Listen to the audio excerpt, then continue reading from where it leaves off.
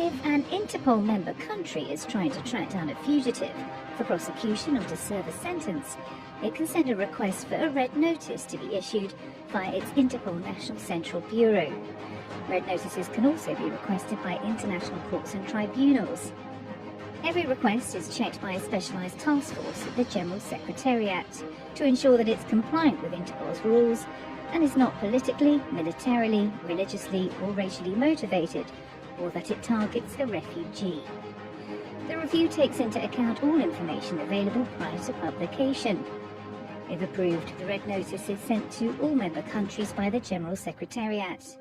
The notice includes identifying information about the fugitive and details of the crime they are wanted for.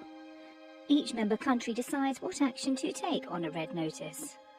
A red notice is not an arrest warrant, but it can help bring fugitives to justice, sometimes many years after the original crime was committed. Interpol. Most of us have heard of Interpol, but what exactly is it exactly? And what does Interpol actually do? Is it a law enforcement agency based in Europe? Kind of. Is it an international police force? Sort of, but not really. Basically, Interpol is a liaison between international police forces. Interpol itself is not a law enforcement agency, and Interpol officers cannot make arrests or charge criminals. Instead, Interpol acts as a collaborative organization that enables police agencies from its member countries to share, disseminate, and access information. By doing this, Interpol assists in not only the prosecution of criminals, but also in the prevention of potential crimes from being committed. Before we look at quite how Interpol functions, let's get a quick general overview of it. Interpol is based in Lyon, France, and employs around 1,000 people from its member countries.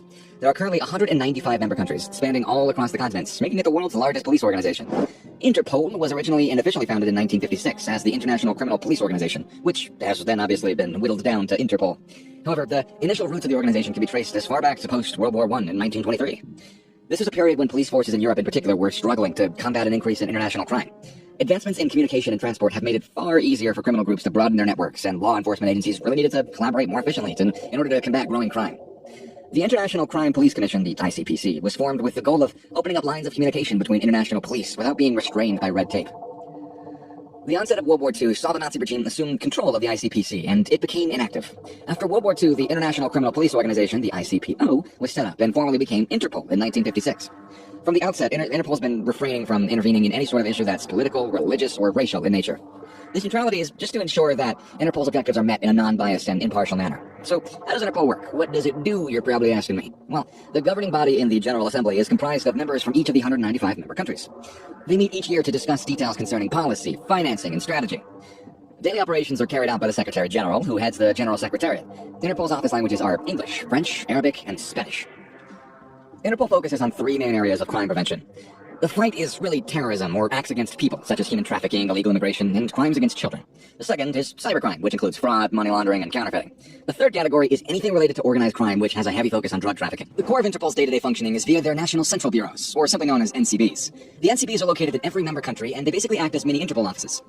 It is through the NCBs that all communications are made possible. Each NCB is connected with its national police force. They can then share and access information with other NCBs across the world. All NCBs have access to Interpol's massive database. Now, this database has millions of records like DNA, fingerprint samples, passport details, weapons, stolen goods, criminal profiles, all the goodies, which is then transmitted via Interpol's encrypted internet system known as I-24/7. The I-24/7 functions as Interpol's personal internet and is invaluable for law agencies hoping to access vital information or to alert overseas agencies. It averages around 9 million searches per day with a speedy response time of 0.5 seconds.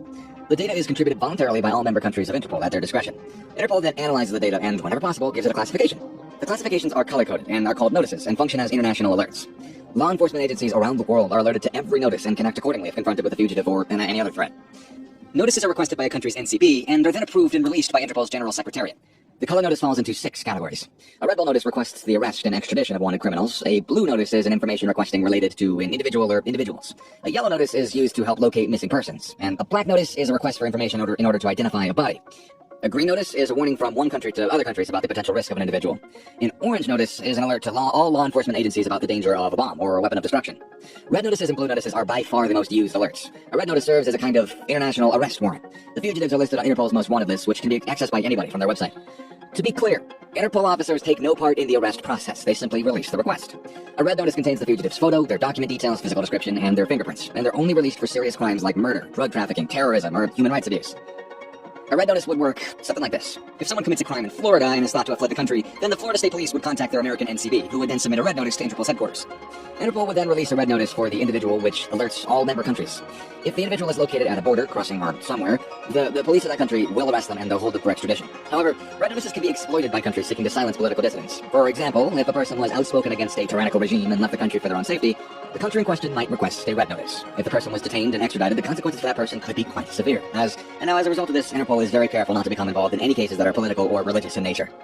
Despite Interpol being the world's largest police organization, it does have its limits, specifically staff and budget. Common ones, it seems, nowadays. Interpol's annual budget for 2021 was $158 million US. That might seem substantial, but consider this. The New York Police Department's annual budget is closer to $4 billion US, while the FBI is granted around $10 billion US. Interpol is funded by statutory contributions from member countries as well as voluntary funding. The voluntary contributions typically come from government organizations and private entities.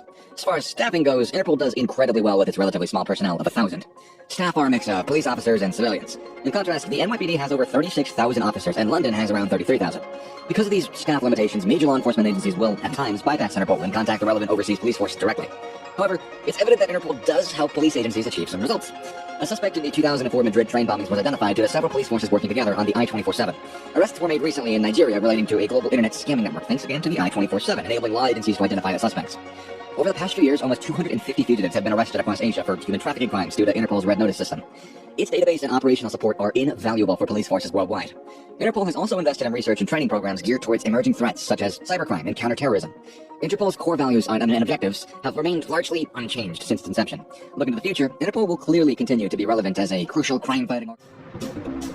This is Sarah. She's a criminal intelligence analyst at Interpol. Basically, I help connect the dots between countries. Sarah's part of Interpol's environmental security program, an elite team that's linked to police forces all over the world. Elite team. I like that. An elite team sharing information on transnational environmental crime.